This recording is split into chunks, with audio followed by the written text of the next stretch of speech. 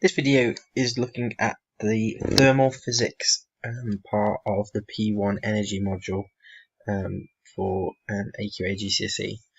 So let's start by thinking about a problem that we've looked at in the energy stores section. So let's think about what energy stores are increasing and decreasing in this example of a cup of hot tea. Now, one of the things that people sometimes struggle with this is that recognition of the fact that the transfer that occurs here is from the thermal store to the thermal store. What's important here is the difference in location. Okay, so we have the thermal store of the water, the liquid, which obviously initially is hot, and we have the thermal store of the surroundings, which is a generalization which includes both the cup itself and the air, maybe even the table. So obviously initially, since it is the water that is hot, the tea, then that's going to have the majority of the thermal energy, and therefore that's where the energy store is its greatest. And then over time, obviously, that thermal store is going to decrease, and that energy is going to be dissipated to the surroundings. Okay, so let's look at this a little bit deeper. Let's just pause the video for a moment and take a moment just to read through this. So the key things here, just to make sure that you pick out, is the idea that you should understand that thermal energy is transferred via conduction, convection, and radiation. Now, that is not the focus of what you're going to be assessed on in this section. You need to just simply understand that those are methods of thermal transfer. And what we're interested in this section in particular, is about specific heat capacity and about how much thermal energy materials are capable of holding. Now, specific heat capacity appears twice in the specification. First in the energy module, which is what we're covering now, and the guise in which it is introduced initially is through the required practical. So we're going to talk about the practical to determine specific heat capacity, which is one of that's likely to come up on the exam. Later on in the module, in the course, in module 3, in the matter section, specific heat capacity comes back again, but the focus then is on using the calculation. Both of these two topics are both within the first exam paper, and so it's likely to appear on paper 1. Okay, so we're going to focus on specific heat capacity practical and pick out some things. This is just a specification and what it says that you need to know.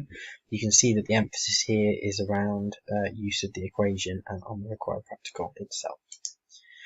Okay, so a couple of basic things. First off, when we talk about thermal energy, we're talking about internal energy, which is the combination of both the kinetic and potential energies of the particles. This is covered in more detail in the matter section, so if you need more detail on that, please watch that video.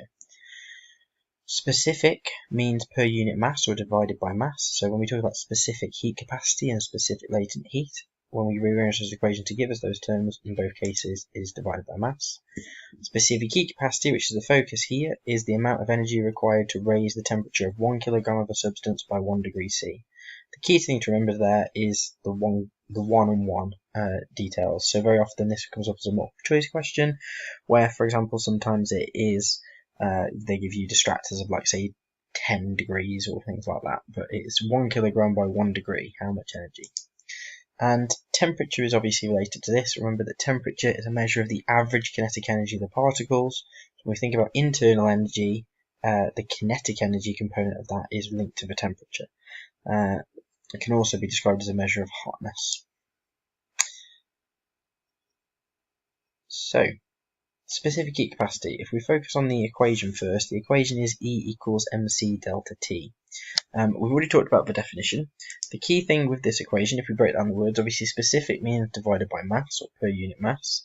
Heat refers to obviously thermal energy specifically, and we use the word capacity, which obviously means the ability to hold. So we can think of specific heat capacity as how much thermal energy a material can store for each kilogram of matter that it has and for each 1 degree of temperature.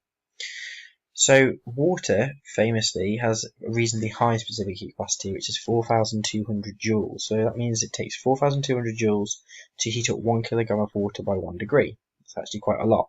So if you compare that, say for example, to oil, which has a specific heat capacity of around about 1,800, you can see it's significantly less. And what that means is that water will store and hold a much higher amount of energy than oil, and therefore would take much longer to heat up, but also would take much longer to cool down if we were just transferring thermal energy to it.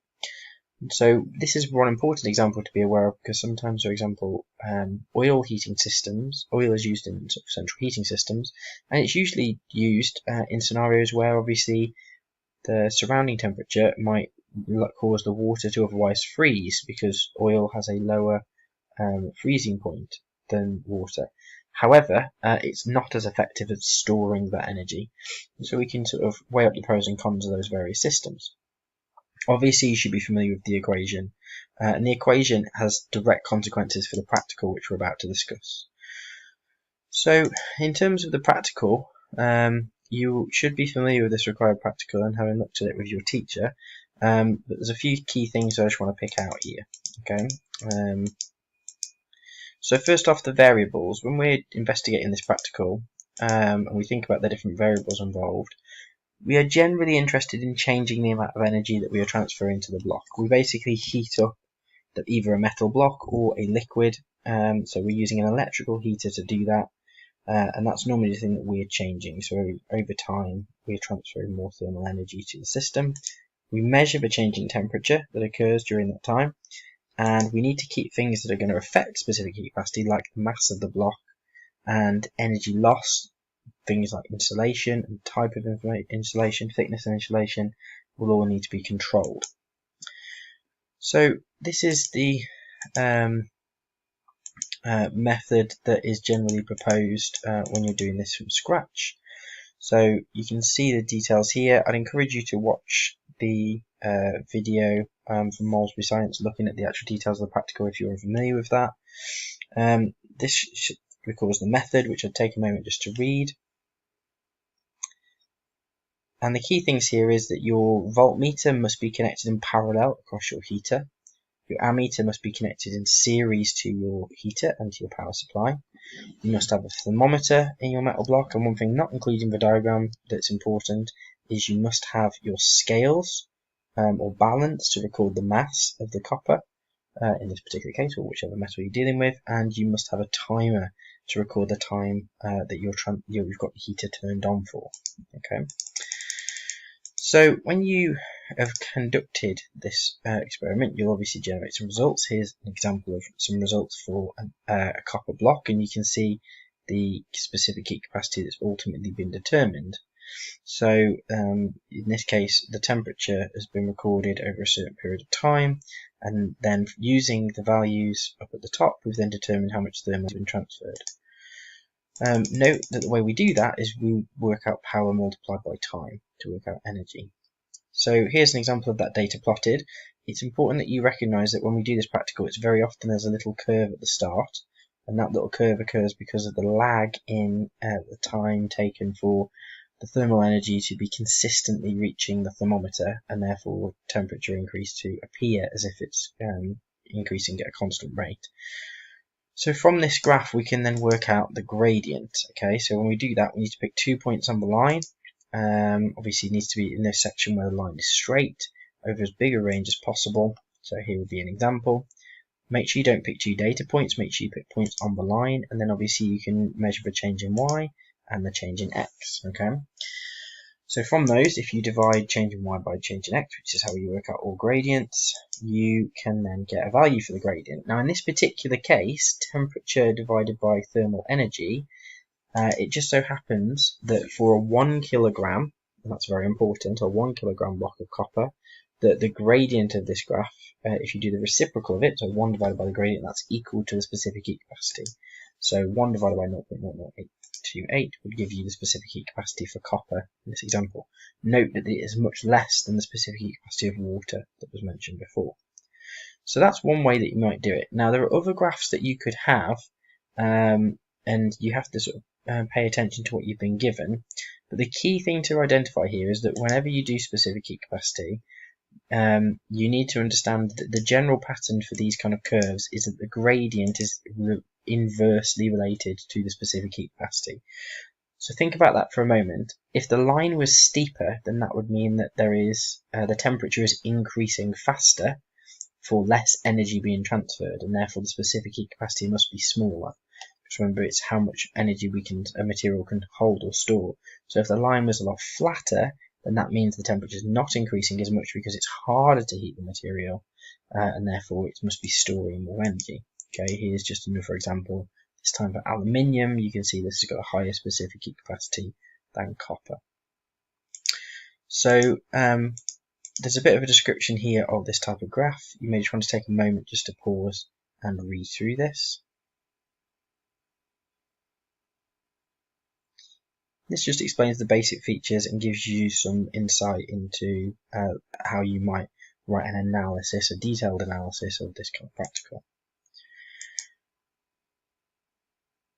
Okay, so before we move on, one final thing just to mention about specific heat capacity is that if you are doing a practical where you are being required to obviously produce this data yourself, you just need to make sure that you're clear about what you're measuring it with, and your process. So always remember that if you get stuck, look at the equation. So the equation tells us that we need to measure the mass, we need to measure the change in temperature, we need to measure the energy, which obviously we can determine by doing the power and the time. And for electrical heating, obviously the power is the current and the voltage. So we need to measure 5 things: current, voltage, time, mass, and change in temperature. Obviously we measure voltage or potential difference with a voltmeter in parallel, a current in series with an ammeter, we measure temperature with a thermometer, mass with a balance, and we measure time with a stopwatch or a timer. And then obviously we construct that into whatever version of the graph that they wish. And remember, the key thing is that the gradient is inversely proportional to specific heat capacity. You can obviously do standard calculations of specific heat capacity, but this is covered in more detail in the video on module 3. The next video will cover energy resources as the final part of the energy topic.